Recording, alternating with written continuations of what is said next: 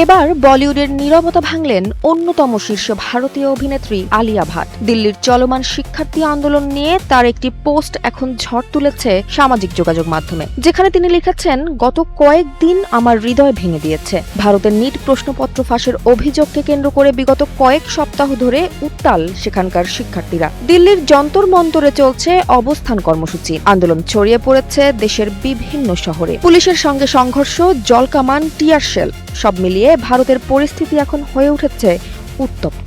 এমন সময় আলিয়া ভাট নিজের ভেরিফাইড সোশ্যাল মিডিয়ায় লিখেছেন, প্রতিটি শিক্ষার্থীর পেছনে রয়েছে একটি স্বপ্ন, একটি পরিবারের আশা আর অসংখ্য ত্যাগের গল্প। তারা শুধু নিজেদের জন্য নয়, ভবিষ্যৎ প্রজন্মের জন্য লড়ছে।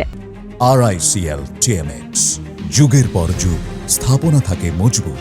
এদিকে এ ব্যাপারে শুধু আলিয়াই নন, গভীর রাতে যন্তর মন্তরে গিয়ে আন্দোলনরত শিক্ষার্থীদের পাশে দাঁড়িয়েছেন অভিনেত্রী হুমা কুরেশি ও তার ভাই শাকিব সেলিম। অন্যদিকে মুম্বাইয়ের প্রতিবাদ মিছিলে অংশ নিয়েছেন অভিনেতা ইমরান খানও। এর আগে শিক্ষার্থীদের প্রতি সংহতি জানিয়েছিলেন সালমান খান। বলিউডের একের পর এক তারকার এমন অবস্থান আন্দোলনকে নতুন মাত্রা দিয়েছে বলে মনে করছেন অনেকেই।